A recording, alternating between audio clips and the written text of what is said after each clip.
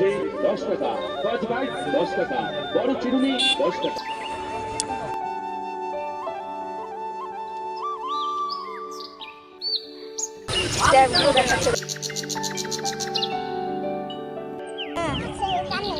এটা নেবে? এটা কি আছে? এটা নেবে? এটা এরকম করা হয়।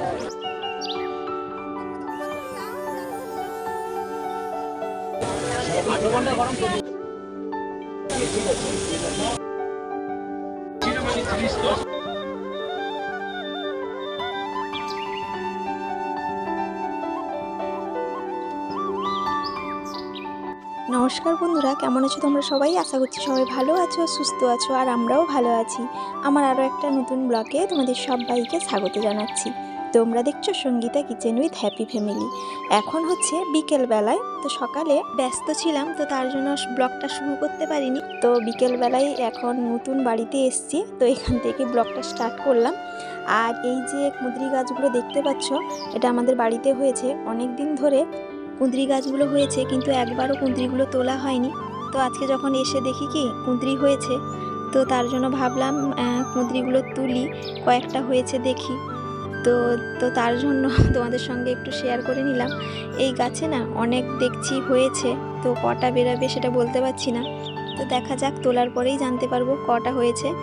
তো যাই হোক, এখন কুঁদরিগুলো তুলে নিচ্ছি, বেশ ভালো লাগছে। অনেক দিন থেকে কুঁদরিগুলো তোলা হয়নি, তো এই বছর তো প্রথম কুঁদরিগুলো তুলছি। আর আগে না প্রচুর কুঁদরি হতো, তো গাছগুলো কেটে দেওয়া হয়েছিল। তো দেখছি কি আবার নতুন করে পাতা গজিয়েছে, আর বেশ বড় বড় পাতা হয়েছে। এই পাতাগুলো এত বড় যে কুঁদরিগুলো দেখাই যাচ্ছে না, তো ভেতর থেকে বের করতে হচ্ছে। দেখছি কি ভেতরের দিকে অনেক কুঁদরি হয়েছে। তো এই যে লাস্ট প্রান্ত থেকে দেখতে পাচ্ছ ঘরের, তো এদিক থেকে পুরোটা কিন্তু কুঁদরি গাছ হয়েছে, পুরো একেবারে সেই প্রান্ত পর্যন্ত, মানে অনেকটা জায়গা জুড়ে কিন্তু হয়েছে। আর এটা এমনি লাগিয়ে দিয়ে গেছিলো আমার মা, তো সেখান থেকেই হয়েছে। আর এই যে দেখতে পাচ্ছ কতগুলো কুঁদরি তুলেছি, মনে হয়েছিল এই 500 খানি হবে হয়তো, কিন্তু এখানে না প্রায় 1.5 কেজির কাছাকাছি মতো কুঁদরি হয়েছে। আর এই কুঁদরিগুলো অনেক দিন থেকে তোলা হয়নি, তো বেশ বড় বড় হয়ে গেছে। তো কটা ভালো আছে সেটাও বলতে পারছি না, কাটলে হয়তো বোঝা যাবে কটা ভালো আছে বা কটা খারাপ হয়েছে। তো বেশিরভাগই পেকে গেছে হয়তো, তো জানি না। তো যাই হোক, অনেকগুলো কুঁদরি বেরিয়েছে।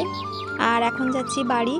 আর বাড়ি যেতে যেতে এই ফুল গাছগুলো লক্ষ্য পড়ে গেল, বেশ বড় বড় হয়েছে, বেশ ভালোও লাগে। সকালে যখন তুলতে আসি না, অনেক ফুল বেরোয়।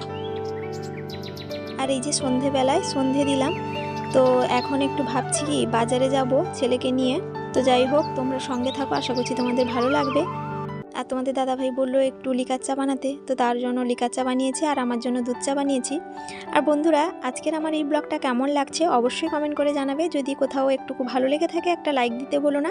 আর সাবস্ক্রাইব যারা এখনও করনি, প্লিজ একটা সাবস্ক্রাইব করার অনুরোধ রইল। আর যারা অলরেডি সাবস্ক্রাইব করে দিয়েছো তাদেরকে অসংখ্য অসংখ্য ধন্যবাদ। আর এই যে সন্ধেবেলায় ছেলেকে নিয়ে বাজার বেরোচ্ছি, একটু ডাক্তারের কাছে যাব, তো তার জন্য বেরিয়েছি সন্ধ্যের সময়। তো তোমাদের দাদাভাই আমার যে স্কুটিটা সামনে রাখা ছিল ওটা একটু এগিয়ে দিয়ে গেল, আর ওর গাড়ি করেই আমরা যাচ্ছি সবাই মিলে বাজারে। তো তোমরা সঙ্গে থাকো। আর এই যে ডাক্তারের কাছে যাওয়ার পরেই এখানে দেখতে পেলাম একটা জায়গায় মেলা হচ্ছে, প্রতি বছরই হয়ে থাকে, অনেক দিন ধরেই হয়। তো ছেলের বায়না মেলায় যাব, তো তার জন্য বাধ্য হয়ে ওকে আবার ভেতরে নিয়ে আসতে হলো। তো তোমরা সঙ্গে থাকো, তো কি হচ্ছে না হচ্ছে তোমাদের সঙ্গে সব কিছুই শেয়ার করবো। বৃষ্টিবাড়ির টাপুরটুকু বৃষ্টিবাড়ির টাপুরটুকুর নদে এলো বাঁধ, মা অন্নদা ভ্যারাইটি স্টোরি 10 টাকা 30 ঘরে বসে চলে আসুন, ঘরে ঘর 10 টাকা, আজ থেকে জিনিস 10 টাকা, ইমিটেশনের জিনিস 10 টাকা, সাজের জিনিস 10 টাকা, বাইরের জিনিস 10 টাকা, চিনামানি জিনিস 10 টাকা। এদিকে এদিকে চলে আসুন, ঘরে ঘর 10 টাকা। এই জিনিসের দাম খুবই কম।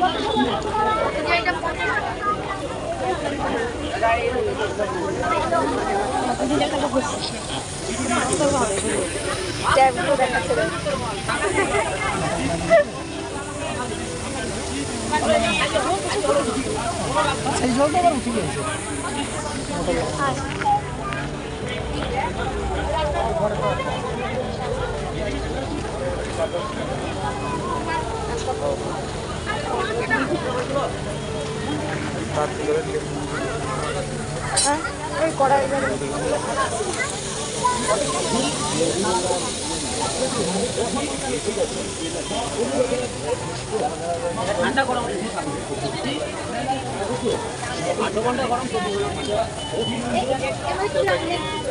না ওগুলো নড়বে এমনি চলবে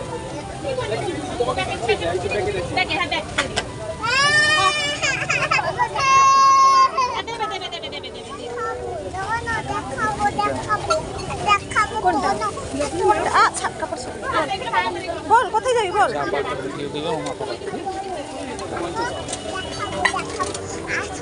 কোথায় বল হ্যাঁ বল বল বল এসছি বল হ্যাঁ এইটা নেবে এটা কি আছে এটা নেবে এইটা এরকম করা হয় এটা নিবি নি এটা কি নিয়ে কি হবে বল নেবি নি হ্যাঁ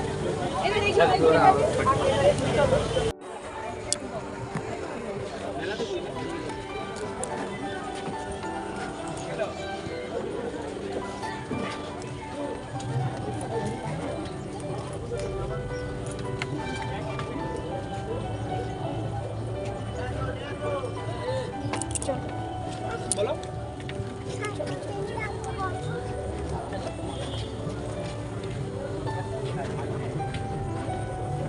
এদিকে আয় এদিকে আয়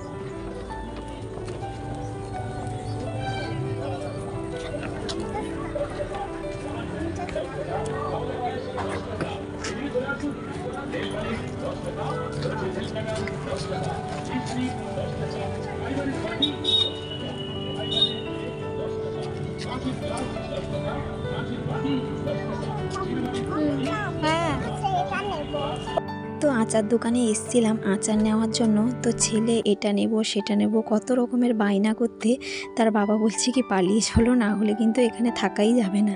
তো তার জন্য বললাম কি পালিয়ে চলো, বরং কিছু নেওয়ার দরকার নেই, তো পরে যদি কোনো দিন সময় হয় তখন আসবো না হলে। আর ছেলেকে যেখানেই নিয়ে যাই এটা নেব সেটা নেব কত রকমের বায়না থাকে। তো যাই হোক, তোমাদের সঙ্গে অনেক কিছু টুকিটাকি শেয়ার করলাম। তো কেমন লাগলো অবশ্যই কমেন্ট করে জানাবে। গরমের দিক রবি পিস 10 টাকা, নেল পালিশ 10 টাকা, বাজারের খেলনা রবি পিস 10 টাকা, চিপচিলা বলছে 10 টাকা, স্কচ ব্রাইট 10 টাকা, বড় চিরুনি 10 টাকা, ছোট চিরুনি 10 টাকা, বাজারের খেলনা বল মাত্র 10 টাকা, খেলনা গাড়ি 10 টাকা, আংটি 10 টাকা, ব্যাগ ক্লিপ 10 টাকা, ফুল ক্লিপ 10 টাকা, ব্রেসলেট 10 টাকা, বিভিন্ন ধরনের চাবি রিং রয়েছে প্রতি পিস 10 টাকা। মা অনুরাধা ভ্যারাইটি স্টোর হরেক মাল টাকা 10 টাকা। বিশেষ করে মনে রাখবেন। তো মেলাতে তো কিছু জিনিস উঠেছে, সেগুলো তো তোমাদের সঙ্গে শেয়ার করলাম। আর ছেলে তো প্রচুর পরিমাণে বায়না করছে, তো তার জন্য কিন্তু ওখান থেকে পালিয়ে এসেছি। তার বাবা বলছে কি পালিয়ে চলো আগে। তো ওখান থেকে এসে আইসক্রিম খাবে, চটপটি খাবে, ফুচকা খাবে, এইসব বায়না করছিল। তো আমি বললাম ওখানকার আইসক্রিমগুলো তো ভালো নয়, দাদুর দোকানে চলো। তো দাদুর দোকানে আইসক্রিমগুলো ভালো, চকলেট বেশি থাকে, ওইখানে এনে দেবো।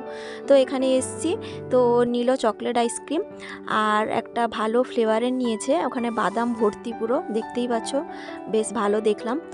আর এখানে দেখছি কি সিঙ্গারা একটু নেব আর মিষ্টি নেব, তো তার জন্য দেখছি কোন মিষ্টিটা ভালো হবে। তো বললাম অনেক কিছু মিষ্টি দেখলাম, তো সিঙ্গারার সঙ্গে কালো জামটা খেতে বেশি ভালো লাগে, তো তার জন্য 2 পিস সিঙ্গারা আর কালো জাম নিয়েছি। আর সিঙ্গারার সঙ্গে একটা আচার দিয়েছে, আর এটা কিন্তু বেশ খেতে ভালো লাগে, দারুণ লাগে কিন্তু। আর এখানে ছেলে বাদাম আর চকলেট মিশ্রিত যে আইসক্রিমটা, ওটা বেশ আমেজ করে খাচ্ছে। আর আমি খাচ্ছি সিঙ্গারা আর কালো জাম।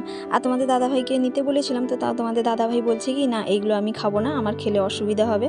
তো তার জন্য ও খেলো না, আর আমরা দুজন খাচ্ছি। আর খেতে খেতে হঠাৎই কিন্তু আমরা সারপ্রাইজড হয়ে গেছি, মানে অবাক করার কথা। তো এই যে গেল সামনে দিয়ে, সে হচ্ছে আমার মেজ দিয়ে, আর যে আইসক্রিমটা খাচ্ছে ও হচ্ছে ওর ছেলে, মানে আমার ভাইপোই বলতে পারো, মানে আমার হাজব্যান্ডের যে দাদা, তো ওর ওয়াইফ আর ছেলে। তো এরা দিল্লিতে থাকে, তো হঠাৎ করে এসছে, দোকানে দেখা হয়ে গেল, এখানে মিষ্টি কেনার জন্য এসছে, আমাদের বাড়িতেই যাবে, মানে ওদেরও বাড়ি, আমরা যে বাড়িতেই থাকি ওদেরও বাড়ি ওইটাই। তো ওরা দিল্লিতে থাকে, তো ওরা যে আসবে আমরা কিন্তু জানতাম না, তো তার জন্য আমরা পুরো অবাক হয়ে গেছি। আর ওরা বলছে কেন অবাক হচ্ছ, আমরা তো ফোন করে বলেছিলাম। আসলে ফোনটা আমার শেষদাকে করেছিল, তো শেষদা বাড়িতে জানায়নি, তো তার জন্য আর আমরা জানতে পারিনি।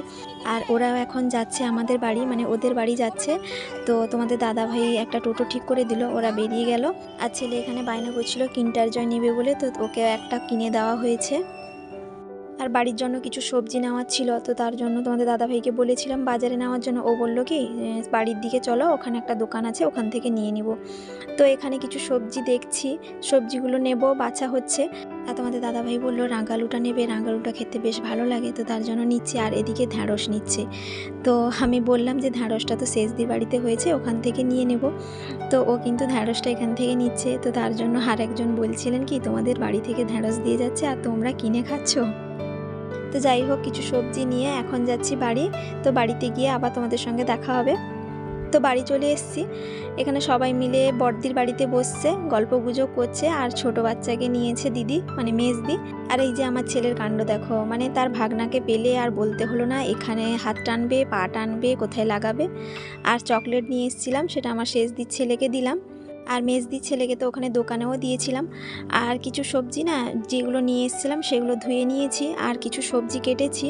তো সেইগুলো ওই রান্না করব, রান্না বলতে কি মেজদি এসছে তো, আর তার ছেলে এসছে, তো তার জন্য ভাবলাম কিছু রান্না করি। আর আজকে আমাদের নিরামিষ, তো তার জন্য কি রান্না করব, এই জন্য ভাবলাম বেশি একটু ভাজাভাজি করে ফেলি। আর ও মানে দাদার যে ছেলে, ও বেশি এটা সেটা খেতেও চায় না, তো তার জন্য জিজ্ঞেস করলাম কি কি খাবে না খাবে। তো সেইভাবে রান্নাটা বসিয়েছি। আর এই যে দিদি মিষ্টি নিয়ে এসেছিলো সীতাভোগ, তো তার জন্য একটু টেস্ট করে নিচ্ছি। আর তোমাদের দাদাভাইকে বললাম একটু খেতে। আর বড়দি তো তাদেরকে দিয়েছিল, তো ওরা খায়নি মিষ্টি, অ্যাকচুয়ালি আমরা সেরকম পছন্দ করি না। তো যাই হোক, একটু নিয়ে এসছে যখন খেয়ে নিলাম। আর এদিকে যে ভাজাটা বসিয়েছিলাম, ভাজাটা হয়ে গেছে, এখন নামিয়ে নিচ্ছি। আর পটল ভাজা, ঢ্যাঁড়স ভাজাটা করে নিয়েছি। আর তারপর একটু আলু ভাজা করছি। আর কুঁদরিটা দিইনি, তার কারণ হচ্ছে খাবে না খাবে জানি না, তো সেরকম কি খায় না খায়। আর ওরা তো সেই বছরে একবারই আসে বাড়িতে, যে সময় পুজো হয়, তো ওই সময় তো সবাই মিলেই রান্নাটা করে, তো সেরকম খায় যা হয়। তো ওরা তো বেশিরভাগই নিরামিষ খেতে পছন্দ করে, তো তার জন্যই নিরামিষও হচ্ছে। আর বড়ি একটু ভাজলাম, বড়িটা খেতে বেশ ভালো লাগে। আর সয়াবিন আলু তরকারি করছি, দিদি বলছে কি সয়াবিনটা খাবে না, তো তার জন্য বড়দি রান্না করবে আলুর দম, আর ভাত করবে, আর একটা ভাজা করবে বললো। তো তার জন্য ভাবলাম তুমি কিছু করো আর আমি কিছু করছি, দিলে সব মিলিয়েই খেয়ে নেবে। তো সয়াবিনটা বসিয়ে দিয়েছিলাম, তো জানি না সয়াবিন খাবে কি না।